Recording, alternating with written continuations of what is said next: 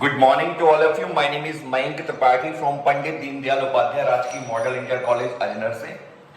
मैंने अपने last lecture में आपको बताया था कि किस तरह से हम परमाणुओं की संख्या डिटरमाइन कर लेते हैं किसी भी यूनिट सेल।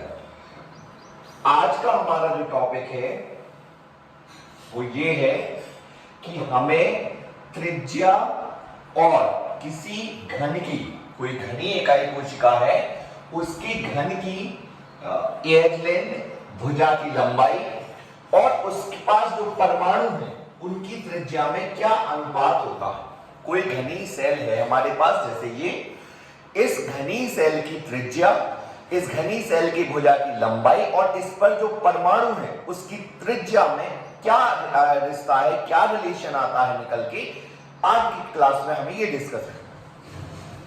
सबसे पहले मैंने अपने लास्ट लेक्चर में आपको सिंपल क्यूबिक के लिए रिलेशन बता दिया था। आज मैं आपको फलक केंद्रीय इकाई कोशिका के लिए समझाऊंगा। फलक केंद्रीय इकाई कोशिका,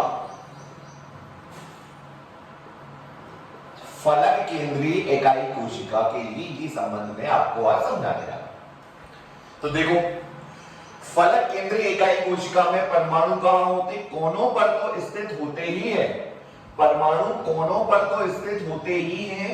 इसके अलावा, कोनों के अलावा परमाणु फलक पर भी स्थित होते हैं, फलक पर भी केंद्रित होते हैं।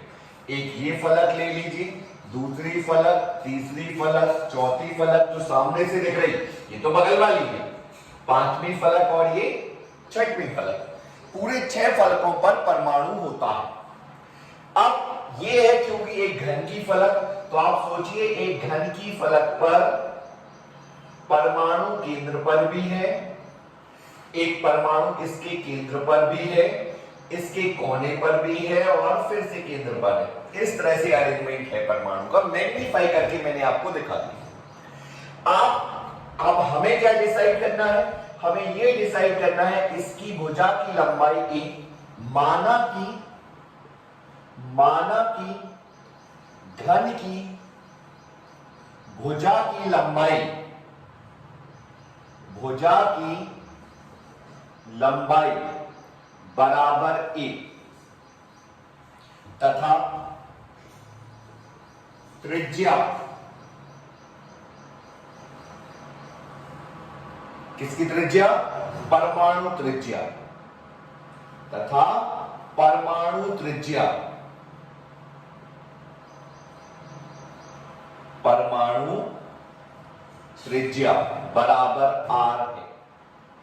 तो आप सोचो, ये r, ये परमाणु है तो r और एक ये r, इसमें कितने r हो गए? 4r।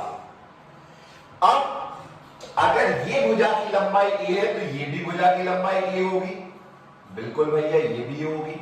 आप इसमें लगा सकते हैं पाइथागोरस प्रमेय। पाइथागोरस थ्योरम ये कहती है कि अगर कोई भी कहीं पर अगर राइट एंगल ट्रायंगल है तो राइट एंगल समकोण बन रहा है यहां पर, और इस समकोण में आधार का वर्ग और लंब का वर्ग बराबर कर्ण का वर्ग होता है। आप ऐसे कर लीजिए, तो इससे आपको इसकी लंबाई आ जाएगी। तो आप लिखोगे पाइथागोरस प्रमेय से, पाइथागोरस प्रमेय से, आपने यहां पाइथागोरस प्रमेय लगा दी, और पाइथागोरस प्रमेय के अनुसार इसका अगर हम नाम दे दें ए बी सी डी, तो हमारा हो जाएगा AC square equal to AB square plus BC square. AC की वैल्यू कितनी है? 4R, या AC स्क्वायर लिखा रहने तो कोई दिक्कत नहीं। AC स्क्वायर इक्वल टू होगा AB, AB की वैल्यू कितनी है? A square. BC की वैल्यू कितनी है? A, तो A स्क्वायर, तो AC square equal to 2A square, तो AC इक्वल टू क्या आ गया? A under root 2। आपको AC की वैल्यू क्या मिल गई? A under root 2। फाइन, कोई दिक्कत नहीं, आपको मिल गई, अच्छी बात है। अब मैं यहां बता दे रहा हूं, उसके बाद एरो लगा दिया। अब देखें अब इसके बाद AC की वैल्यू है हमारे पास, हमें पता है सिंस AC इक्वल टू है 4R, R plus R plus R plus R। AC की वैल्यू क्या है?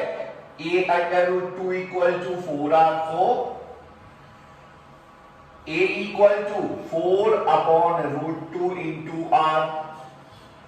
आप 4 को लिख लीजिए 2 into root 2 into root 2 into R upon root 2।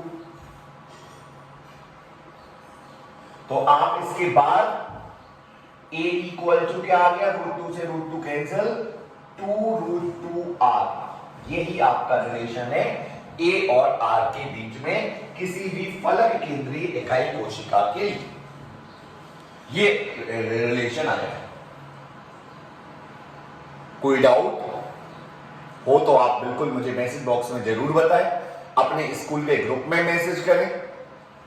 ये रिलेशन निकल के आता है फलक केंद्रीय के लिए। अगर हमें body centred cubic unit cell के लिए चाहिए, अंतः केंद्रीय इकाई कोशिका के लिए यही रिलेशन चाहिए, तो देखते हैं अपन। आप इसका फटाफट स्क्रीनशॉट ले लीजिए। Thank you so much, bye bye.